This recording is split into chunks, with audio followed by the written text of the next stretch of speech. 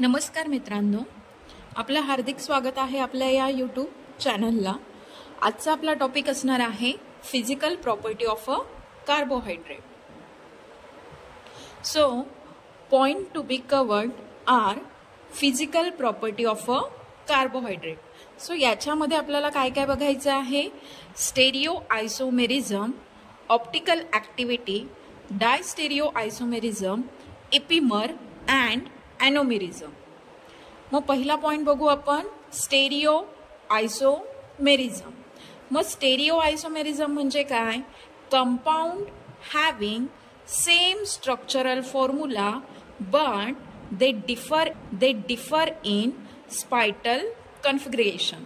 काय म्हणतोय तो, स्टेरिओ आयसोमर म्हणजे असे कंपाउंड ज्यांच्याकडे स्ट्रक्चरल फॉर्म्युला हा सेम असेल पण त्यांची ॲटॉमिक मॉलिक्यूलची जी काही अरेंजमेंट असेल तिथे आपल्याला व्हेरिएशन दिसून येईल।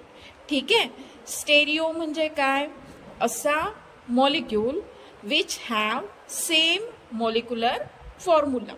आयसोमर म्हणजे काय म्हणतो आपण, असा मॉलिक्यूल ज्याचा फॉर्म्युला जो आहे, मॉलिक्युलर फॉर्म्युला हा सेम आहे बट स्ट्रक्चरली ते डिफरंट आहे। मग स्टेरिओ आयसोमेरिझम म्हणजे काय झालं, having same structural formula but they differ in arrangement of a molecule. आता इथे आपल्याला एक्झाम्पल मध्ये दिसतोय D glucose and L glucose. D for a dextro whereas L for a levo. ग्लुकोजचा मॉलिक्युलर फॉर्म्युला काय आहे, माता डी आणि एलचा सेम मॉलिक्युलर फॉर्म्युला आहे। काय आहे तो, C6H12O6। मग व्हेरिएशन कुठे आलं, डी म्हणजे तुमचा क्लॉकवाईज रोटेशन करणारा मॉलिक्यूल। जर तुम्ही इथे स्ट्रक्चर नीट बघितलं, C3चा कार्बन जो आहे त्याचा हायड्रोजन डी ग्लुकोज मध्ये कसा आहे तो तुमच्या लेफ्ट साइडला, वेअर ॲज तुमचा हायड्रॉक्सी आहे राईट साइडला। याच्या अपोज स्ट्रक्चर आहे तुमचं लिवो फॉर्मचं। लिवो म्हणजे कसा, अँटी क्लॉकवाईज रोटेशन करणारा किंवा लेफ्ट साइडने रोटेशन करणारा। इथे सुद्धा तुम्हाला C3चा जो मॉलिक्यूल आहे तिथे व्हेरिएशन दिसून येईल। सो हा पॉइंट झाला तुमचा स्टेरिओ आयसोमेरिझम। सेकंड पॉइंट आहे तुमचा optical activity of a molecule. मग ऑप्टिकल ॲक्टिव्हिटी म्हणजे काय, जेव्हा एखादा सबस्टंट रोटेट करतो प्लेन पोलराइज लाईटला, जेव्हा त्या मॉलिक्यूलमधनं PPL that is plane polarise light ही पास केली जाते, त्यावेळी तो काय करतो, मॉलिक्यूलचं rotation either D that is clockwise or L form that is a left side किंवा अँटी क्लॉकवाईज। मग ऑप्टिकल ॲक्टिव्हिटी म्हणजे काय, rotation of a plane polarise light forming plus glucose that is a D glucose and minus glucose that is a LIVO form of a glucose। ठीक आहे, इथे आता आपण जर स्ट्रक्चर बघितलं तर स्ट्रक्चर परत कसलं आहे तुमचं, ग्लुकोजचं। व्हेरिएशन काय दिलंय, डी ग्लुकोजचा जो मॉलिक्यूल आहे त्याच्यामध्ये प्लेन ऑफ सिमेट्री आहे। म्हणजे मॉलिक्यूलमध्ये प्लेन ऑफ सिमेट्री ही प्रेझेंट असते।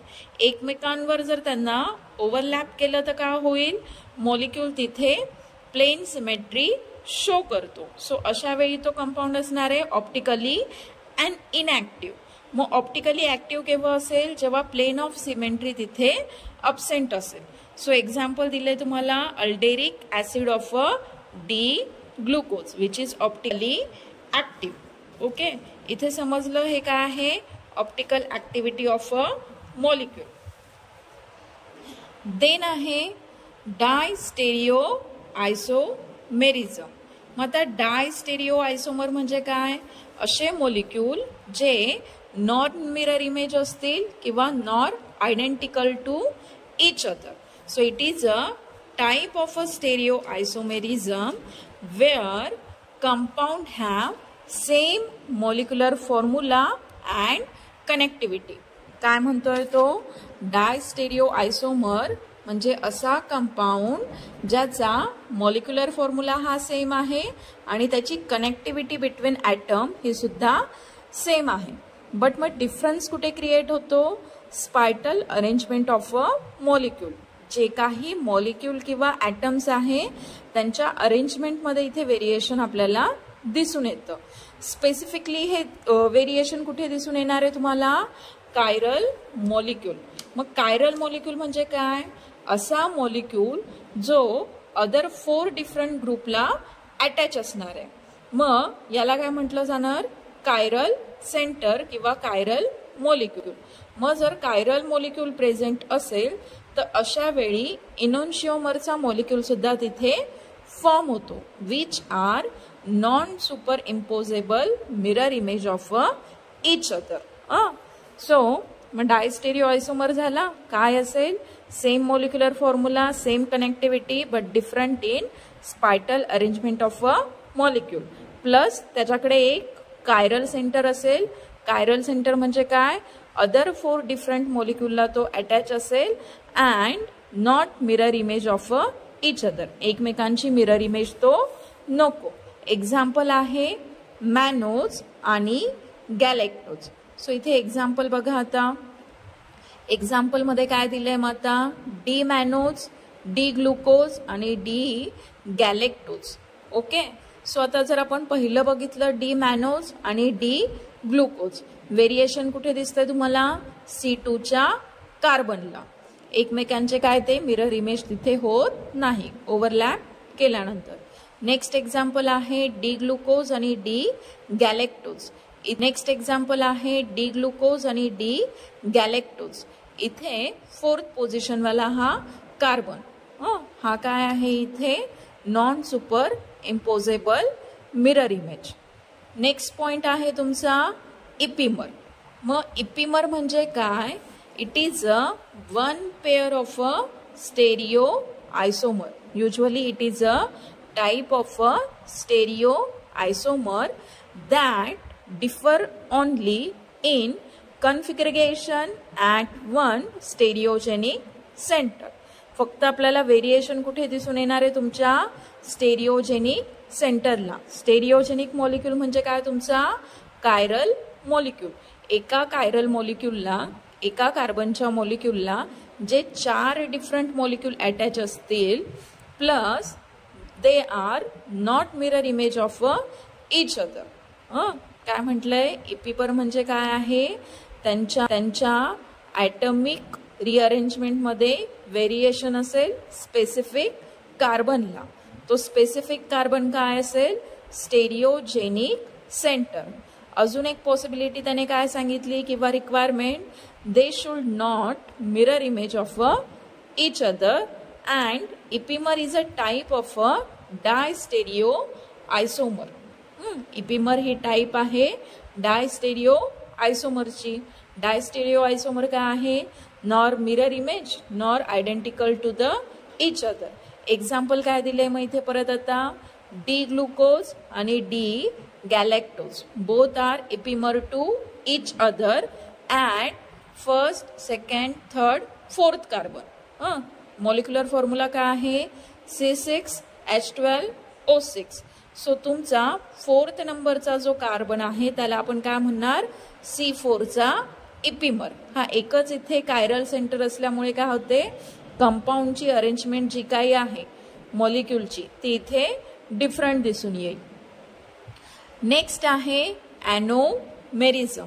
मग ॲनोमेरिझमच्या आधी ॲनोमेरिक कार्बन म्हणजे काय? चा carbon that was once part of a carbonyl group in open chain form of a carbohydrate. Anomeric carbon म्हणजे काय म्हटलं जातंय?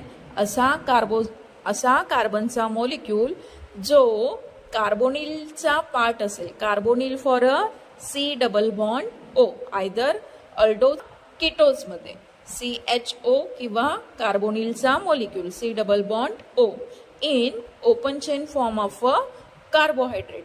मग ॲनोमेरिझम कुठे दिसून येते? युजली आपल्याला सायकलिक कार्बोहायड्रेटला. It related to the hydroxy molecule at anomeric carbon.